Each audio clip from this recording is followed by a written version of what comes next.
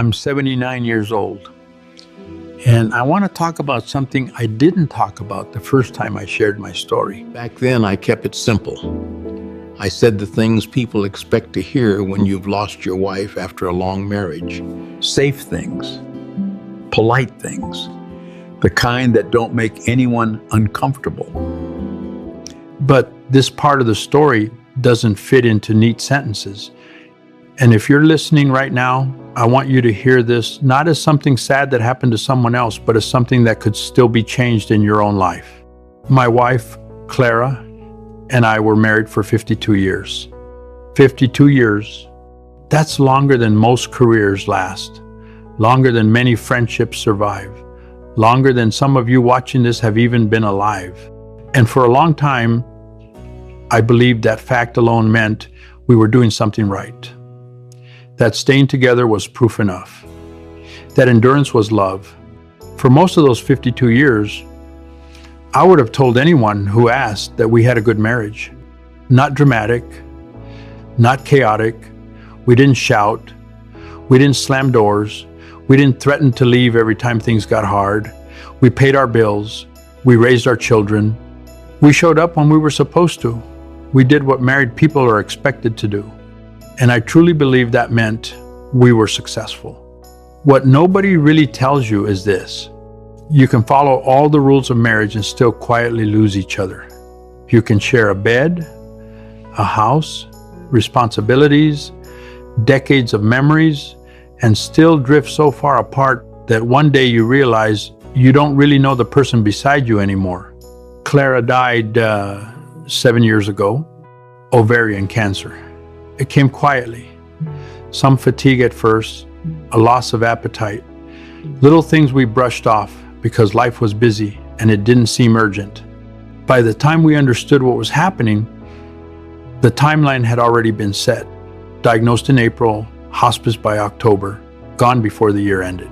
And in those final weeks, those long, still weeks where time feels heavy and every sound in the room matters, she said something to me that I think about almost every day. She said, Edward, we spent so many years surviving together, but we stopped living together a long time ago. I didn't respond right away. Part of me wanted to defend myself. I almost did, because in my mind, I had been there. I had worked. I had provided. I had stayed. I had done what I believed mattered most. But lying there, exhausted and honest in a way only someone near the end can be, she wasn't trying to blame me. She was just telling the truth. And somehow that hurt more. For years, Clara tried to connect with me in ways that seemed small at the time. She'd ask if we could go for evening walks after dinner. She talked about rearranging the spare room so we could sit and read together. She suggested taking a class, cooking, painting, anything new. She wanted to plan a trip, not a family obligation, not visiting relatives, just something for the two of us. And every time I had an answer ready. I was tired. Work had been stressful. Money should be saved. We could do it later. There was no rush.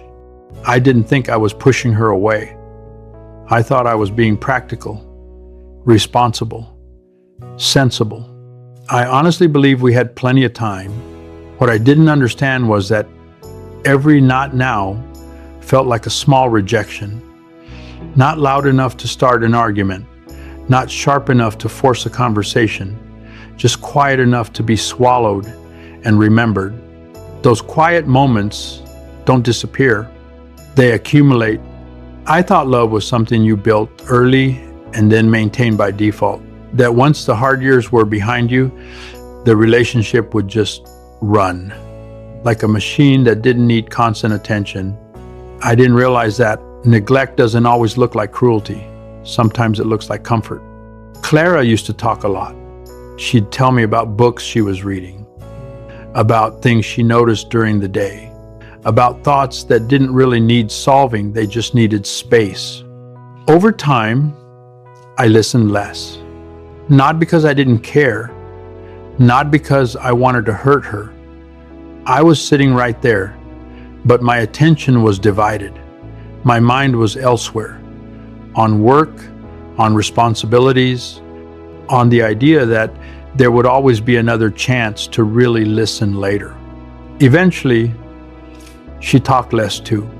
That's the part I didn't notice until it was already done. She stopped asking me to join her, stopped suggesting plans, stopped trying to pull me back toward her. Instead, she adapted. She found friends who listened. She created routines that didn't include me. She learned how to be alone while still being married. I told myself that was normal, healthy even.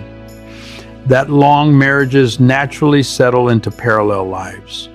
What I didn't want to admit was that we weren't peaceful, we were disconnected. When she got sick, that distance became impossible to ignore. Suddenly, time wasn't abstract anymore. Suddenly, later had a deadline. All the things I assumed we'd get to eventually were now pressing against a clock I couldn't slow down. And in those final months, the conversations came back. Real ones, the kind we hadn't had in years. She told me about dreams she'd quietly let go of because they felt inconvenient. About moments she felt invisible sitting right next to me. About how lonely it can be to love someone who never asks how you're really doing. One night, she looked at me and said, "I didn't need you to be perfect. I just needed you to be present." I thought I had been, but presence isn't just being there, and love isn't proven by how long you stay. That night, sitting in that chair beside her bed, I realized something that still tightens my chest when I think about it. I didn't lose my wife suddenly. I had been losing her slowly for years, and I helped it happen without ever meaning to. After Clara died, the house felt different. Not empty in the obvious way people talk about. Not quiet exactly. It still made noise. The refrigerator hummed. The clock in the hallway ticked like it always had. Cars still passed outside. Life kept moving, but something essential was gone. There was no one to tell the small things to anymore. No one to mention an article I'd read. No one to sit across from at the table and talk about nothing in particular. I hadn't realized how much of my life had been built around the assumption that she would always be there to share it with. That assumption turned out to be wrong. A few months after the funeral, while I was going through her things, I found a notebook tucked away in the bottom drawer of her nightstand. I almost didn't open it. It felt like crossing a line, like reading something that wasn't meant for me. But I opened it anyway, and I wish I hadn't, and I'm grateful that I did. She had been writing in it for years. Not every day, not dramatically, just whenever she needed somewhere to put things she didn't feel safe saying out loud. Reading it felt like meeting a version of my wife I'd lived beside for decades but never fully seen. She wrote about loneliness, about sitting in the same room with me and feeling completely unseen, about talking and realizing I wasn't really listening, about how often she weighed whether something was worth bringing up or whether it was easier to stay quiet.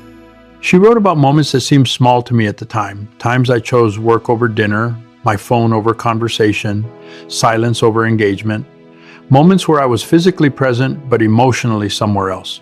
What hurt most was how gentle her writing was. She didn't rage, she didn't accuse, she didn't make me the villain. She wondered what she was doing wrong. She wrote about hoping the man she married would come back, about believing that maybe once things slowed down, once life got easier, I would notice her again. I was right there. We slept in the same bed every night, ate meals together, attended the same family gatherings, lived the same life, and yet, emotionally, I might as well have been 1,000 miles away. Here's the part that still keeps me up some nights. I wasn't cruel. I wasn't unfaithful. I wasn't abusive. I didn't abandon her. I just stopped trying. And I convinced myself that not doing anything wrong was the same as doing something right. It isn't. Relationships don't usually end because of one catastrophic mistake. They don't collapse overnight. They erode, slowly, quietly, through 1,000 small moments where effort is replaced with convenience. I thought love was something you felt and then maintained by default. What I learned too late is that love is something you practice, or you lose it. If you're in a relationship right now, I want you to sit with something for a moment. When was the last time you had a real conversation with your partner? Not about schedules, not about errands, not about who's picking up groceries or paying which bill. A real conversation. The kind where you ask questions you don't already know the answers to, where you listen without waiting for your turn to talk, where you're actually curious about the person in front of you.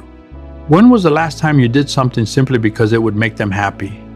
Not because it was expected, not because it was a holiday, not because you were trying to make up for something, just because you wanted to see them light up? When was the last time you looked at them, really looked and felt grateful that they chose to share their life with you? If you can't remember, you're standing exactly where I once stood. And here's the part most people don't like to hear, but it's the truth. Your partner will not be there forever. One of you will die first. That's not pessimism. That's reality. And when that happens, you don't get a second chance to ask the questions you kept postponing. You don't get to take the trips you kept delaying. You don't get to say the things you assumed they already knew. I had 52 years with Clara, and I wasted too many of them being comfortable instead of connected, being present instead of engaged, being technically faithful instead of emotionally available. People tell me I was a good husband. They mean well. I know that. But they're wrong. I was an adequate husband. I met the minimum requirements. I didn't betray her in obvious ways. But that's a painfully low standard. Being a good partner means actively choosing intimacy, choosing curiosity, choosing effort even when it would be easier not to. I didn't do that.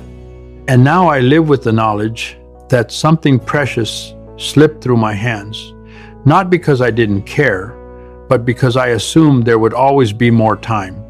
On my desk, I keep a photograph of Clara from early in our marriage. She's standing outside, squinting into the sunlight, smiling in that unguarded way people do before. Life teaches them to be careful. When I look at that photo, I think about the woman she became. Still kind, still patient, still loving, but quieter, more careful, carrying a sadness I helped create through years of benign neglect. Her last words weren't meant to hurt me. They were meant to tell the truth. We survived together, but we stopped living together. I'm not telling you this to make you feel guilty. I'm telling you this because you still have time. If the person you love is still breathing, still sitting across from you, still hoping you'll notice, you can change this. Today, ask them about their dreams. Listen to their stories. Say yes more often. Do the things they suggest.